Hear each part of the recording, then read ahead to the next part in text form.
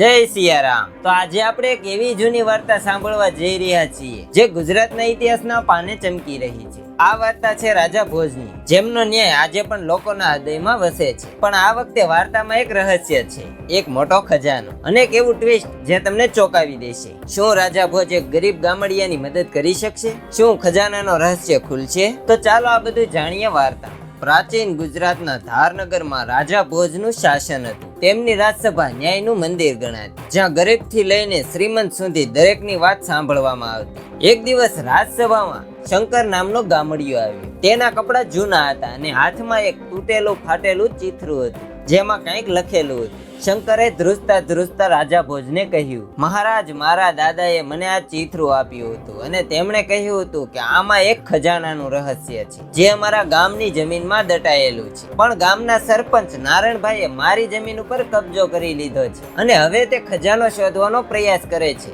રાજા ભોજે શંકરની વાત ધ્યાનથી સાંભળી અને તેમણે ચિત્રું જોયું। તેમાં ગુજરાતીમાં કેટલા શબ્દો અને નકશાના નિશાન હતા, પણ તે અઘરું હતું। રાજા ભોજે સરપંચ નારણને રાજસભામાં બોલાવ્યો। નારણ એક ચતુર અને લોભી માણસ હતો। તેણે રાજસભામાં આવીને ખોટું બોલ્યો, મહારાજ, શંકરે તેની જમીન મારી પાસે વેચી દીધી હતી અને આ ખજાનાની વાત તો એક કાલ્પનિક છે। આ ચિત્રો ફક્ત એક જૂનો કાગળ છે। રાજા ભોજે શંકરને પૂછ્યું, શંકર, શું તમારી પાસે કોઈ પુરાવો છે કે આ જમીન તમારી છે? શંકરે પણ નિરાશ થઈને કહ્યું, મહારાજ, મારા દાદાએ ફક્ત મને આ ચિત્રું આપ્યું હતું, પણ હું જાણું છું આમાં ખજાનાનું રહસ્ય છે અને નારાયણ તે ખજાનો હડપ કરવા માંગે છે। રાજસભામાં હાહાકાર મચી ગયો। રાજા ભોજે શાંત રહીને ચિત્રું ફરીથી જોયું। તેમણે નોંધ્યું કે ચિત્રા પર લખેલા શબ્દો એક વિચિત્ર પેટર્ન હતી, પીપળો, તળાવ અને ચાંદની રાત। રાજા ભોજે એક ચતુર યોજના બનાવી। તેમણે આદેશ આપ્યો કે શંકર અને નારણ બંનેને ગામની જમીન પર રાત્રે આવે અને રાજાના અધિકારીઓ સાથે ખજાનાની શોધ કરવામાં આવે। તે રાત્રે ગામડાના ઝાડ પાસે બધા એકઠા થયા। ચાંદની રાત હતી અને તળાવનું પાણી ચમકતું હતું।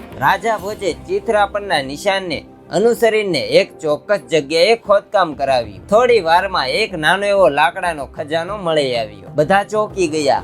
ખજાનામાં સોનાના સિક્કા, મોતી, હીરા, જવાહરાત અનેક પત્ર હતો। પત્રમાં લખ્યું હતું, આ ખજાનો શંકરના પરિવારનો છે, જે તેમના દાદાએ ગામની સુખાકારી માટે બચાવ્યો હતો। નારણભાઈ ગભરાઈ ગયો અને બોલ્યો, મહારાજ, આ ખજાનો મેં શોધ્યો છે તો તે મારો છે। પરંતુ રાજા ભોજે હસીને કહ્યું, નારણ, આ ખજાનો શંકરના પરિવારનો છે અને તેનો પુરાવો આ પત્ર છે, તો તે શંકરની જમીન પર ખોટો કબજો કર્યો હતો। જ્યારે રાજસભામાં ખજાનાની ચર્ચા થઈ ત્યારે એક નવું પાત્ર સામું આવ્યું। ગામનો એક વૃદ્ધ બ્રાહ્મણ, જેનું નામ હરિશંકર હતું, તેણે રાજા ભોજને કહ્યું, મહારાજ, આ ખજાનો શંકરનો નથી પણ મારા ગામના મંદિરનો છે। શંકરના દાદાએ આ ખજાનો મંદિરના સેવા માટે દાટ્યો હતો અને નારાયણે તેની ચોરી કરવાનો પ્રયાસ કર્યો છે। રાજા ભોજે બધાની વાત સાંભળી। તેમણે ચિત્રા પરના શબ્દો ફરીથી ચકાસ્યા। તેમણે નોંધ્યું કે ચિત્રા પર એક નાનું શિવલિંગનું ચિહ્ન હતું, જે મંદિર સાથે જોડાયેલું હતું।